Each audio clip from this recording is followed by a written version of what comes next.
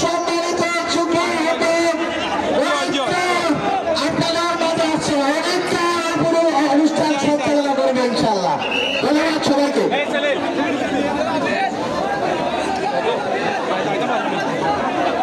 বন্ধুগণ, প্রিয় মৌলভীবাজারবাসী, আপনারা আজকে এই মৌলভীবাজার শহরে যাদের দেখার জন্য অপেক্ষা করে রয়েছেন, আজকে সেই জুলাই অভ্যুত্থানের নেতারা আপনাদের সামনে, তারা আপনাদের সামনে এসে উপস্থিত হয়েছে। আমরা জাতীয় নাগরিক পার্টি দেশ গড়তে জুলাই পদযাত্রা শুরু করেছি। এই মাসের শুরু থেকে একটি নতুন সংবিধান সংস্কার এবং বিচারের দাবিতে আমাদের এই পদযাত্রা চলছে। আজকে আমাদের এই পদযাত্রার 26তম দিন। আজকে মৌলভীবাজারে এই পদযাত্রার মাধ্যমে আমাদের সিলেট বিভাগের পদযাত্রা শেষ হবে। আমরা ময়মনসিংহ বিভাগে যাব। আজকে এই উপলক্ষে সিলেট বিভাগের যে শেষ সমাবেশ, সেই সমাবেশে প্রথমেই বক্তব্য রাখবেন জাতীয় নাগরিক পার্টির কেন্দ্রীয় যুগ্ম সদস্য সচিব, এই মৌলভীবাজার অঞ্চলের ছেলে, এই মৌলভীবাজারের নিপীড়িত মানুষের লড়াই করতে গিয়ে বারংবার জেল খাটা আপনাদের সকলের পছন্দের এবং সকলের প্রিয় প্রীতম দাস এখন বক্তব্য রাখবেন। প্রীতম দাস।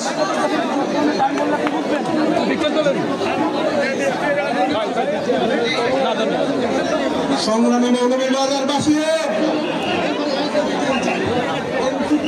এনসিপির জুলাই পদযাত্রায় আজকে যারা সমবেত হয়েছেন সবাইকে শুভেচ্ছা জানাই। আমাদের মধ্যে মঞ্চে আছেন ফ্যাসিবাদ বিরোধী আন্দোলনের অন্যতম প্রতিক্রিয়া এক দফার ঘোষক নাহিদ ইসলাম সহ আমাদের কেন্দ্রীয় কমিটির নেতৃবৃন্দ যারা আজকে এই মৌলভীবাজারে এসেছেন সবাইকে শুভেচ্ছা জানাই। আমরা জুলাই পদযাত্রা শুরু করার পর সারা বাংলাদেশের মানুষ যেভাবে অভূতপূর্বভাবে সাড়া দিয়েছে, তাতে আমরা বাংলাদেশের সকল মানুষের কাছে কৃতজ্ঞতা প্রকাশ করছি। আপনারা জানেন আমরা বৈষম্য বিরোধী আন্দোলনের গর্ভ থেকে জন্ম নিয়েছি।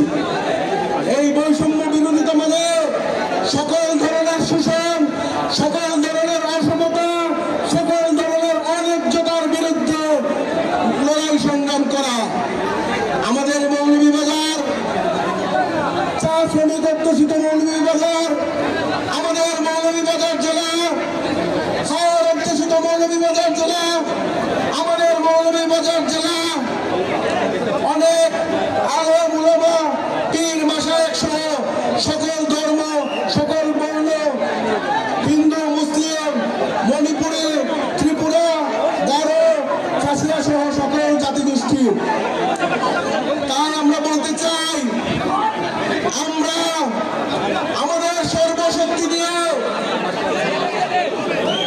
মানুষের মধ্যে যে ভেদাভেদ, যে বিভাজন 53 বছরের রাজনীতি তৈরি করা রেখেছিল, সেই বিভাজনের বিরুদ্ধে আমরা লড়াই করব।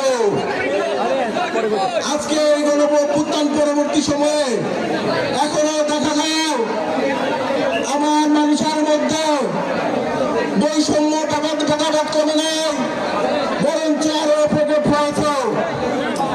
এই কিছুদিন আগে আমাদের এই মৌলভীবাজার জেলার একটি চা বাগানে কয়েকজন শ্রমিক ওই কাঁচা টয়লেটে পড়ে মারা গিয়েছে।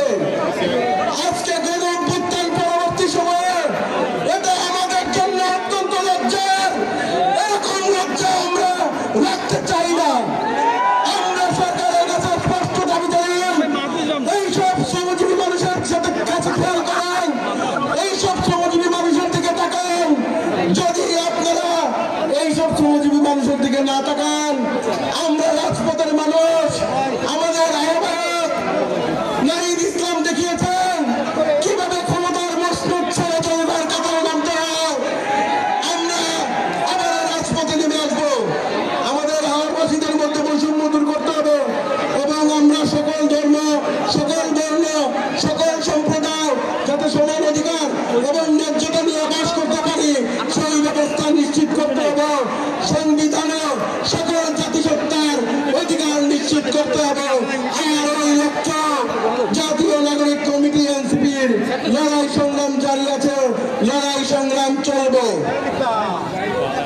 সবাইকে।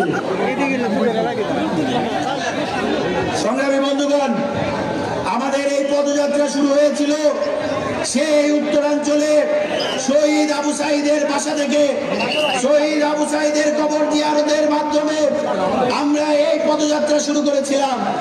আজকে আমাদের পদযাত্রা 26 দিন উত্তরবঙ্গ থেকে শেষ করে দক্ষিণবঙ্গ শেষ করে আমরা আজকে সিলেট শেষ করতে যাচ্ছি। সেই প্রথম দিন রংপুর থেকে আমাদের যে সমাবেশ শুরু হয়েছিল, সেই রংপুরের নেত্রী যিনি গত 26 দিন ধরে এই লং মার্চের সাথে আছেন এবং সারা বাংলাদেশ একটি নতুন সংবিধান, বিচার এবং সংস্কারের দাবির যে পদযাত্রা, সেই পদযাত্রার সাথে আছেন। এখন আমাদের মধ্যে বক্তব্য রাখবেন জাতীয় নাগরিক পার্টির যুগ্ম মুখ্য সংগঠক সাদিয়া ফারজানা দিনা। এখন আমাদের মধ্যে বক্তব্য রাখবেন দিনা।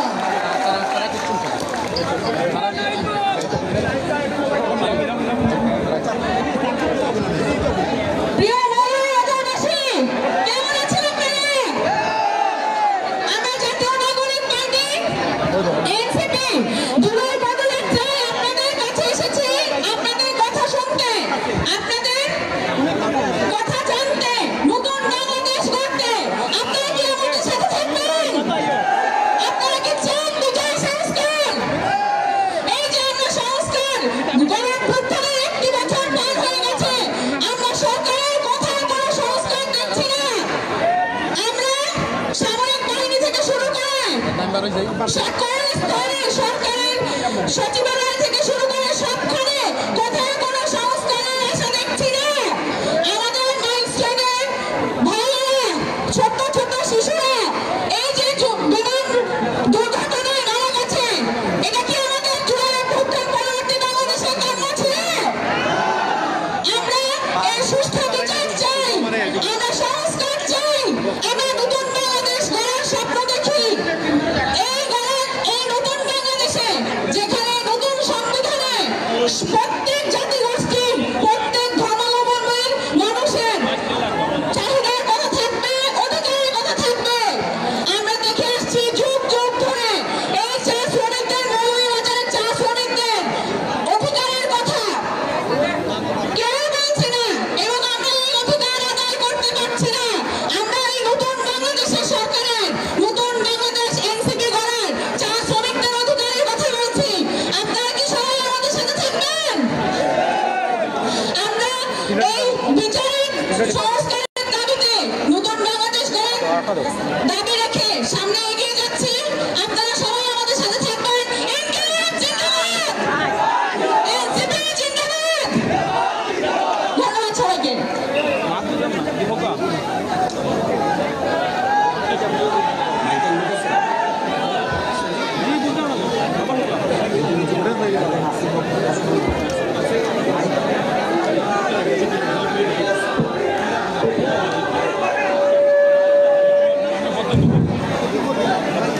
সংগ্রামী বন্ধুগণ, আপনারা জানেন বাংলাদেশে সীমান্তে 2 দিন পর পর এই ইন্ডিয়ার বিএসএফ গুলি করে আমাদের দেশের মানুষকে মারে।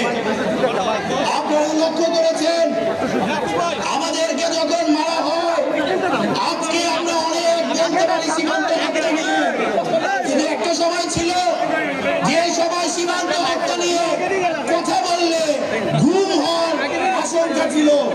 একটা সময় ছিল যখন সীমান্ত হত্যা নিয়ে কথা বললে পুলিশের হাতে গ্রেপ্তার হওয়ার সম্ভাবনা ছিল। ঠিক সেই সময় যখন বাংলাদেশের বড় বড় রাজনৈতিক দল সীমান্ত হত্যা নিয়ে কথা বলতো না, সেই সময় 53 দিন সীমান্ত হত্যার প্রতিবাদে রাজু ভাস্কর্যের সামনে অবস্থান নিয়ে বসে রয়েছিল। সেই একজনকে জানেন, সেই একজন